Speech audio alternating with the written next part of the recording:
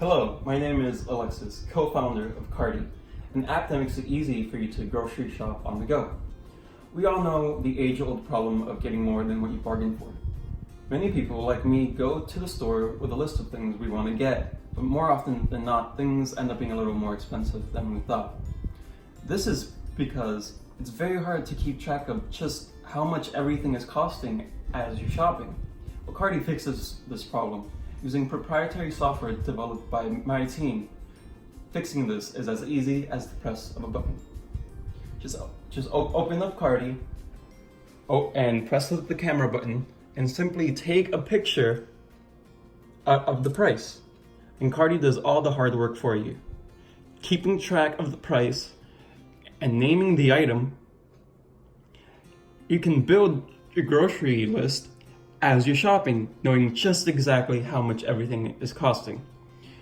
We also have other features built in, such as a manual input in case the camera doesn't work. You can also delete an item if you wish, and everything goes back to normal. But if you live in other states or other countries, you can manually change the tax using a slider. There's also an about page if you have more questions about just who we are. All of these features and more will be explained in much more depth in other videos. Thank you. So, in wake of all this stuff surrounding coronavirus, I have pretty much a fake grocery store set up here with 4 items in place of going to an actual grocery store. These price tags represent different tags from Walmart, Target, and Publix, just to sort of be thorough with our testing. So we'll move on to the first item here, this taco kit. I'll click the camera button on my Carti app, go on up to the price, click my check mark, and now I can go ahead and name the item.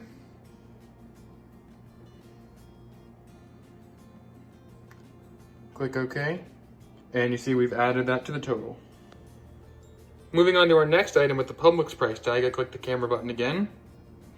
Go ahead and get just a little bit closer to that price tag right there.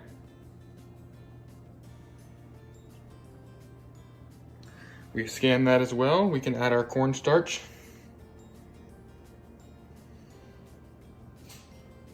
And you see we've updated the total again. Moving on to our next item, the pineapple, also with this one actually has a Target price tag. We can go ahead and click the camera button, get nice and close to our price tag. Take the picture, click the check button, and we can add this as well. We can add our pineapple.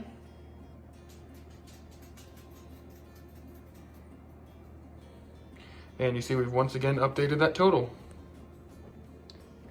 And now for our fourth and final scan, also with just a different variation of the Walmart price tag, we can go ahead and click our camera button again. Get close. Go ahead and click that camera button.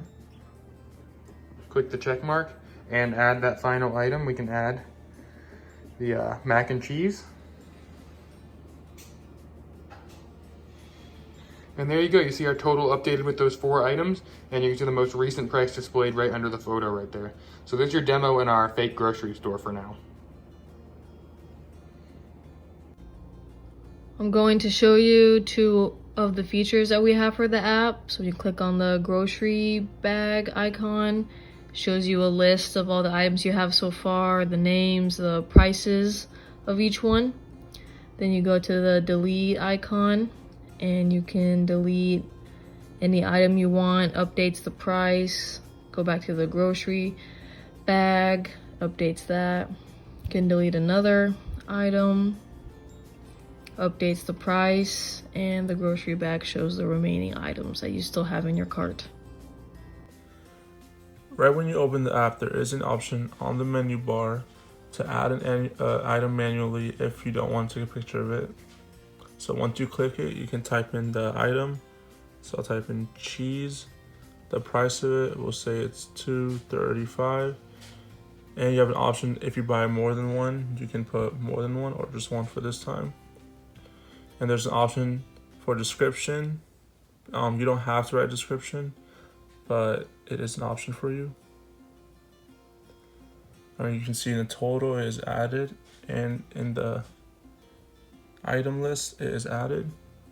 So also if you want to do multiple items, let's do just item $3, quantity 3, and confirm, and on the list you will see 3 of the same item pop up. And that's how you use the add function, manual add input.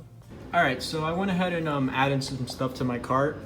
I have 2 oranges at $4.2 each, and then I have steak at $9.8 and Sour Patch Kids at $3. I go back here and I show you the total of $21.20. Now, to display the tax, you go to the top right corner, hit the little button there, and then press on tax.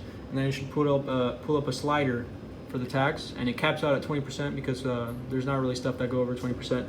But you just hit your desired tax and then hit confirm, and it went from $21 to $23. So it computes the tax.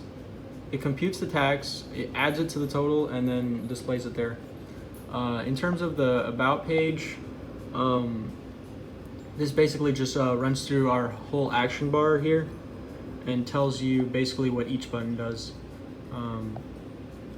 Like here it says about the manual entry there, and then it says use the delete button when you want to put an item back or spend too much, and then it says view your entire grocery list to keep track of what you've already bought by clicking on the grocery list button, and then it says happy shopping there at the end. So yeah. So, now it's time to dive into how it all works. Carti most importantly uses Google's Firebase API for ML-Kit text recognition on Android. So what does that all mean?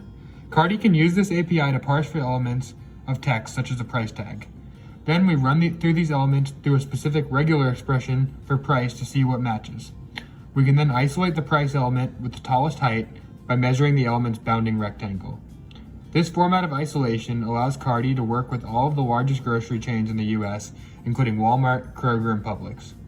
When we began, we planned on using the Firebase API, and as the progress progressed, we decided upon using the regular expression matching as well, and the height element to correctly isolate the right price. So the rest of our app uses native Android features programmed in Java to achieve their functionality. Getting technical, intents are used to pass data between the various screens or activities. The UI of Carti is written up in XML. We were actually able to add slightly to the original scope of the project as we continue development by adding support for item deletion and adding an about page to explain the use of our app. But generally our project proposal is pretty accurate for the app we developed.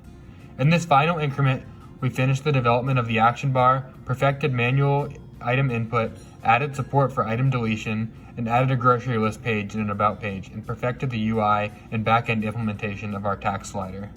You can see all the code for Carti by clicking on the GitHub link in the description below. Thanks for watching.